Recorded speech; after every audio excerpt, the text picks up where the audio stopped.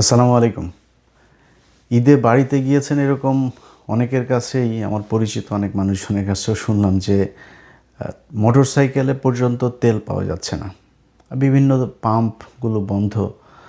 আমার নিজেরও আমার আমার ফ্যামিলির কাছে শুনলাম যে এরা ঈদে গাড়ি নিয়ে ঘুরতেও যেতে পারেনি। বিভিন্ন পাম্পে পাম্পে নাকি আপনার দড়ি দিয়ে তারপরে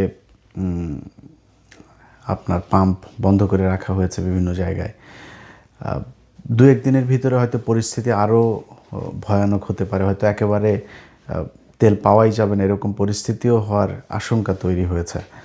তো আমি জানি না আপনারা যারা ঈদে বাড়িতে গিয়েছেন তারা বলতে পারবেন আপনার এলাকার খবর। আমি যতটুকু শুনেছি যে তেলের প্রচণ্ড সংকট আছে এবং তেল পাম্পগুলো বেশিরভাগ বন্ধ, সেখানে কোনো তেল পাওয়া যাচ্ছে না একেবারেই। এখন ধরেন এই ভিডিওতে কথাগুলো বলছি, বিএনপি ক্ষমতায় এসছে মাত্র ধরেন 1.5 মাস হলো, তো এদেরকে মানে দায় দেওয়ার জন্য বা এদেরকে দোষ দেওয়ার জন্য, এদের কারণে এরকম হচ্ছে এরকম কিছু বলার জন্য না, বরং বিএনপি এটা নিজেদের ঘাড়ে তারপরে নিয়ে তারা বোঝানোর চেষ্টা করছে যে তারা সব দায়িত্ব বিশাল আকারে পালন করছে। এখন দেখেন, আপনি এই যে যোগাযোগ মন্ত্রী রবিউল ইসলাম, রবিউল ভাইরে আমি ভীষণ পছন্দ করি। কোন দিন থেকে জানেন?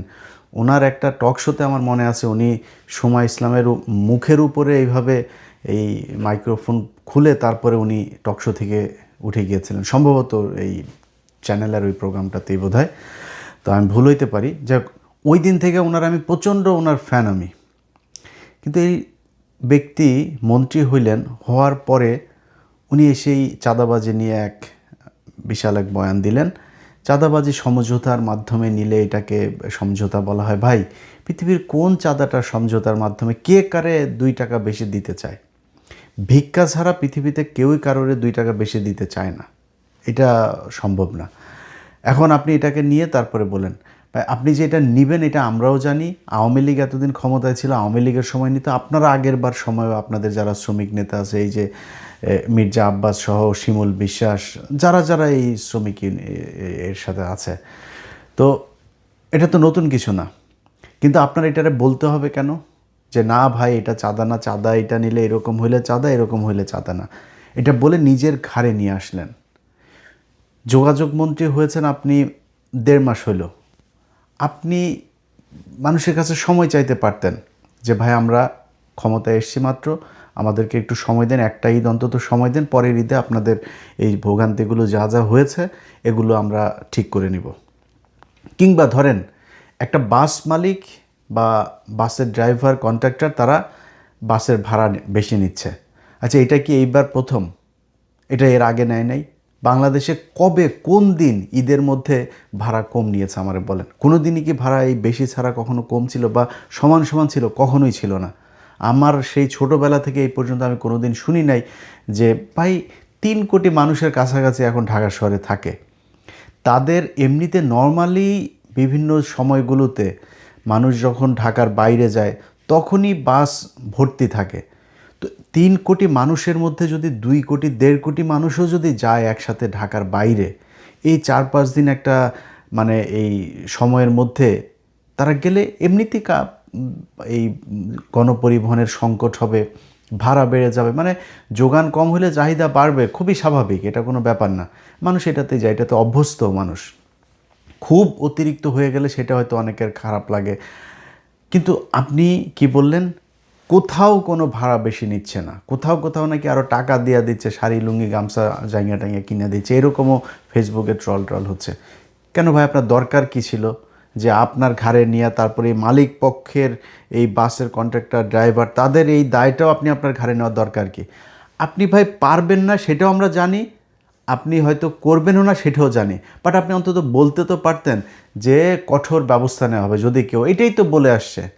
চেষ্টা করেন, যদি আসলেই আন্তরিকতা থাকে তাহলে চেষ্টা করতেন, হইলে হয়তো, না হইলে নাই, মানুষ এমনি যাইতো। এইটাও মানুষের কাছে, বাংলাদেশে মানুষের কাছে একটা ঈদের আনন্দের মতোই যে এটা সবাই গাদাগাদি করে তারপরে যাবে, এই কষ্ট এই পরিশ্রম সব মানে প্রিয় মানুষদেরকে দেখার পরে তাদের সব এই ক্লান্তি তারা ভুলে যায়। এটা বাংলাদেশে খুব স্বাভাবিক একটা ঘটনা। এইটারও আপনারা ঘাড়ে নিয়ে আসলেন। এখন পরিস্থিতিটা যা দাঁড়িয়েছে, মানে আওয়ামী লীগ যা যা করতো আপনারা ওইভাবেই করবেন। কোনো পরিবর্তনের কোনো চিন্তাভাবনা আছে বলে এই সরকারের কাছে আমার অন্তত মনে হয়নি। দেখেন, আপনাদের আজকে যে তেলের সংকট, আপনাদের এই যে $2 বিলিয়ন অলরেডি আপনারা লোন চেয়েছেন, তারপরে সামনে আরও সংকট হবে। এই তেলের দামের কারণে আপনার শুধু তেল না তো, আপনি যেই জ্বালানিগুলো আমাদের বাইরে থেকে আনতে হয়, প্রতিটা জ্বালানির দামই বাড়বে। তো এই যে জ্বালানিগুলো আপনি দামটা বাড়বে, এটাতে প্রতিটা জিনিসের দাম বাড়বে, ইনফ্লেশন হবে, আপনার নতুন করে টাকা ছাপাইতে হবে, বা কি বলে এটা, রিজার্ভ ঘাটতি হবে, সবই হবে। কিন্তু আপনার উচিত ছিল কি?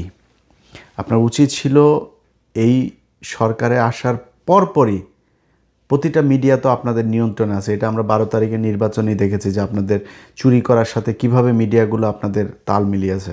তো এটা নিয়ে খুব বেশি ক্ষোভ নাই, কারণ জামাত ইসলামেরই ক্ষোভ নেই, আমাদের ক্ষোভ থেকে কী হবে? তারা নিজেরাই চায় আপনাদেরকে সুযোগ দিতে, আপনারা দেশ চালান। আওয়ামী লীগ ইন্ডিয়ার ব্যাপারে সাবধান থেকে চালান। জামাতের কোনো সমস্যা নেই, আমাদেরও কোনো সমস্যা নেই, একদম কোনো সমস্যা নেই, বিশ্বাস করেন।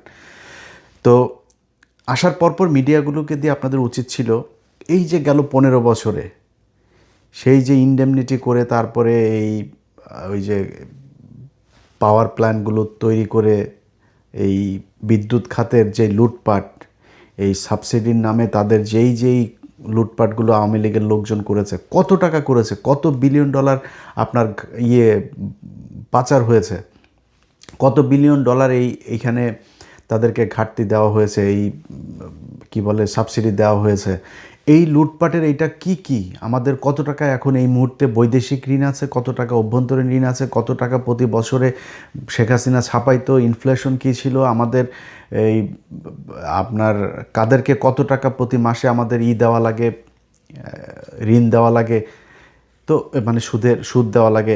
এই জিনিসগুলো সব মানুষকে জানানো দরকার ছিল। এখন আপনারা সেগুলো না জানায় আপনারা শুরু করেছেন কোত্থেকে?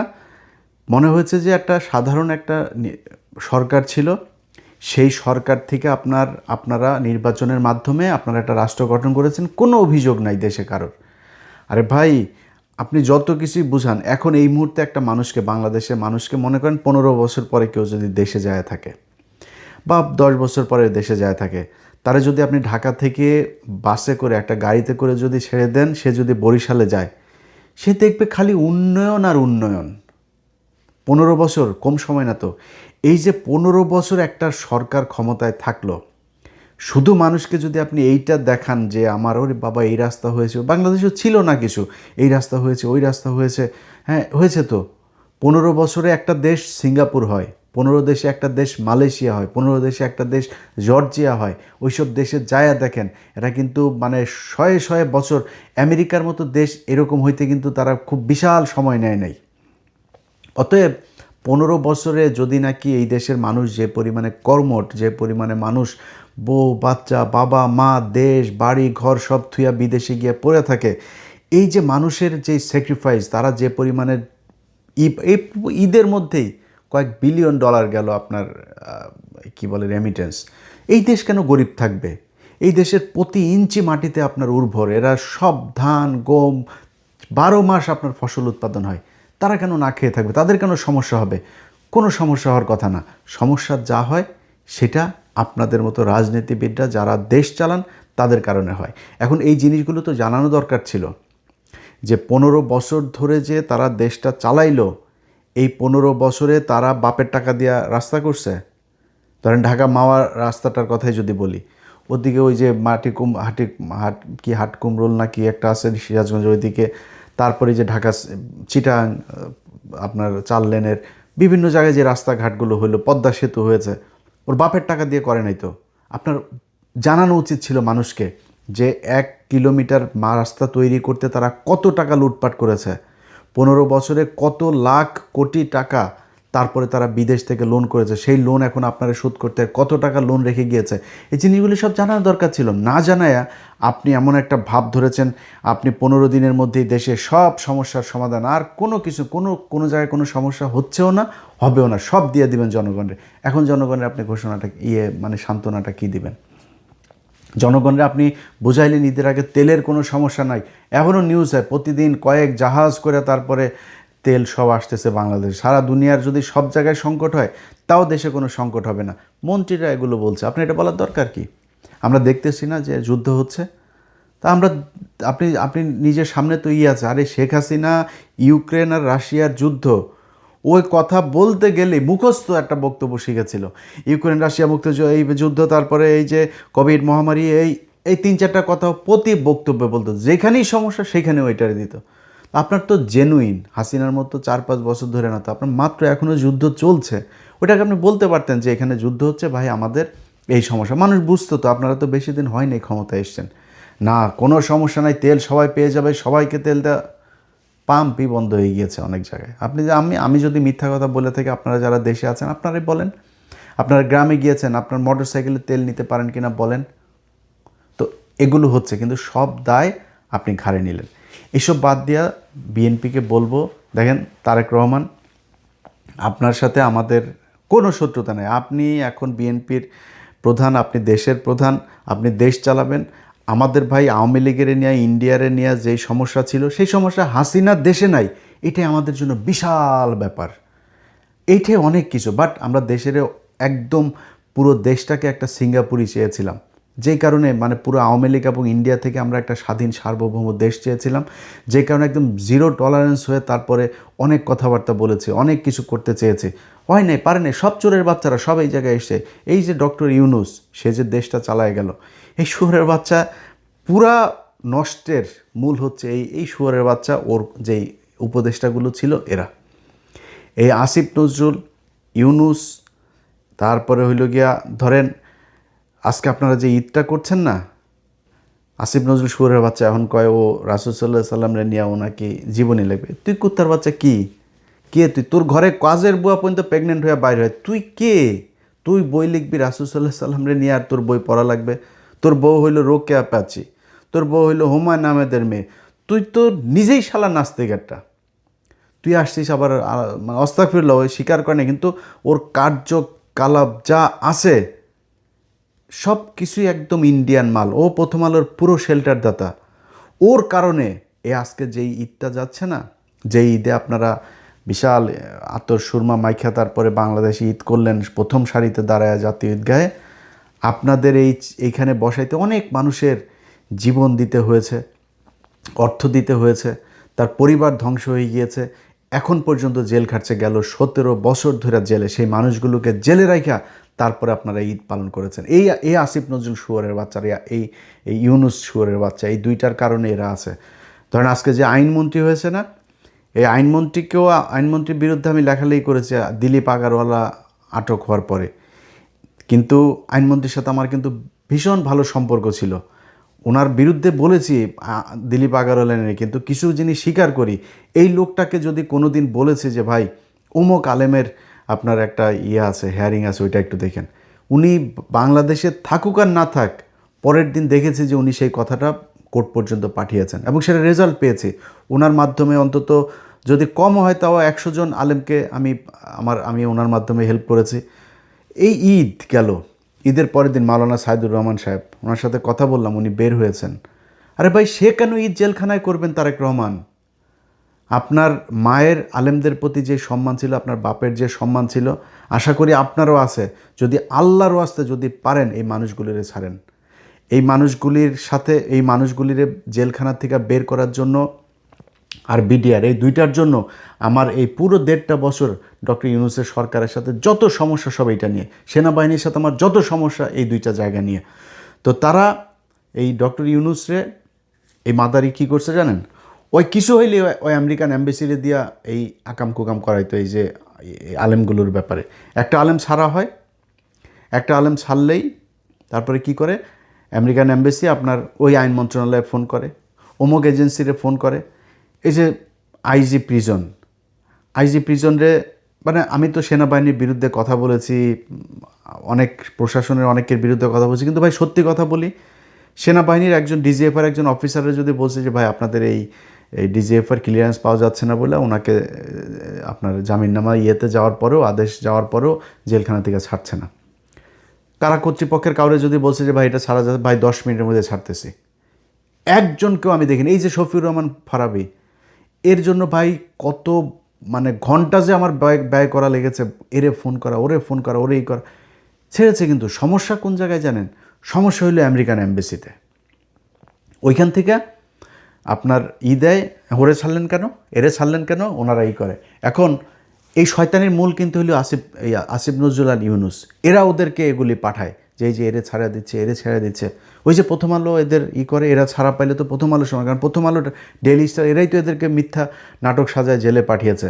ওরা বের হইতে দিবে না। ডক্টর ইউনুস যদি আমেরিকান এম্বাসিকে খালি ডাক দিয়া বলতো যে ভাই দেখো, তুমি যে বিষয়টা তোমাকে জানানো হয়েছে এদের ব্যাপারে, এই ঘটনাগুলো সত্যি না, আমাদের দেশে এইভাবে জঙ্গি নাটক সাজানো হইতো, এই দেখো এইভাবে সাজায় তারপরে তারা তাদেরকে জেলখানায় ঢুকিয়েছে। যদি তারা আসলেই জঙ্গি হইতো, দেখো হাসিনা আজকে নাই, হাসিনার পুলিশ এখন জঙ্গি নাটকও সাজায় না, জঙ্গি ধরাও পড়ে না আমার দেশে, তাহলে সেই জঙ্গিরা এখন হামলা চালায় না কেন? প্রতিদিনই নাকি এখানে হামলা চালাইতো, ওইখানে হামলা চালানোর সময় এরা আটক করা হইলো, তো এখন চালায় না কেন? আমেরিকান এম্বাসি, ইউরোপিয়ান ইউনিয়ন, যত দেশ আছে পশ্চিমা, যারা যারা এগুলোতে ঝামেলা করে, এদেরকে বুঝাইতে ডক্টর ইউনুসের 2 মিনিট সময় লাগতো। শুয়োরের বাচ্চা বোঝায় নাই। শুয়োরের বাচ্চা করছে কি, ওর ওই ম্যান পাওয়ার ব্যবসারও ওই লাইসেন্স নিছে। আরও আকাম কুকাম যেগুলো করছে, এগুলো তো আপনারা এখন পত্রপত্রিকায় দেখছেন, এগুলো সে করেছে। কিন্তু এই দেশের আলেমগুলোর সে ছাড়া যেতে পারে নাই, এই দেশের বিডিআরগুলোর সে ছেড়ে যেতে পারে নাই। আসিফ নজরুল, ডক্টর ইউনুস, সারা জীবন আল্লাহর কাছে এটার জবাব দেওয়া যাইতে হবে। আমি বিশ্বাস করি তোরা যেখানে যাবি সেখানে অপমানিত হবি, লাঞ্ছিত হবি, জুতা খাবি, বাংলাদেশের মানুষের সামনে তোরা আসতে পারবি না।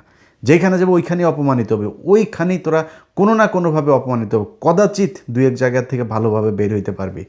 তোদের এই গেল 1.5 বছর যত অনিয়ম, যত ব্যর্থতা, জুলাই সনদ নিয়ে এখন তারা পারাপারি করে। আরে বেটা, তোরা যাওয়ার আগে করে দিয়ে যাস নাই কেন? তোরা করার পরপর তোদের তো উচিত ছিল দিন রাত না খায়া তারপরে জুলাই সনদে 3 মাসের মধ্যে শেষ করে। তোদের পিছনে বাংলাদেশে আমি নিজে ভিডিও বানিয়েছি, ডক্টর ইউনুসকে 20 বছর চাই, 100 বছর, যতদিন ইচ্ছা, এগুলো আমি বলেছি আমার ভিডিওতে। তোদের উপরে এই বিশ্বাস আমরা করেছিলাম, কিন্তু তোরা সেই বিশ্বাসের মর্যাদা না রাখা নিজেদের পকেট ভরেছিস, ইন্ডিয়ার হয়ে কাজ করেছিস, প্রথম আলোর হয়ে কাজ করেছিস, এটা তোরা করেছিস। তোদের এই লাঞ্ছনা সারা জীবন পেয়ে যেতে হবে। তো যাই হোক, এগুলো তারেক রহমান, আপনার কাছে অনুরোধ থাকবে, একটা ঈদ তো গেল আপনার, সামনে আরেকটা ঈদ, ওই ঈদের আগে পিলখানার হত্যাকাণ্ড নিয়ে যারা আসল ক্রিমিনাল সেনাবাহিনীর অফিসারদেরকে ধরেন, তারপরে যেই ইয়েটা হয়েছে, ওই স্বাধীন তদন্ত কমিশনের যে রিপোর্টটা হয়েছে, ওই রিপোর্টের অনুযায়ী কাজ করেন, সব পেয়ে যাবেন, সব কিছু পেয়ে যাবেন, সেখানে আছে। তো এই মানুষগুলোরে ছেড়ে দিয়েন। আর আরেকটা জিনিস হয়েছে যে ভাই, সব কিছু নিজের ঘাড়ে নিতে যায় না। নিজের ঘাড়ে নিতে গেলে এইরকম মানুষরে, সে আওয়ামী লীগের মতো বলবেন একটা মানুষ বিশ্বাস করবে না, কোনো কথাই বিশ্বাস করবে না। এই যে এখন বলছেন দেশে জ্বালানির কোনো সংকট নাই, এই নেই ওই নেই, মানুষ পাম্পে গেলে তেল পায় না, এটাই বাস্তবতা। তো এই জিনিসগুলোই বলার জন্য আজকের ভিডিওতে এসেছিলাম, এবং সবাইকে ঈদ মোবারক, আল্লাহ হাফেজ।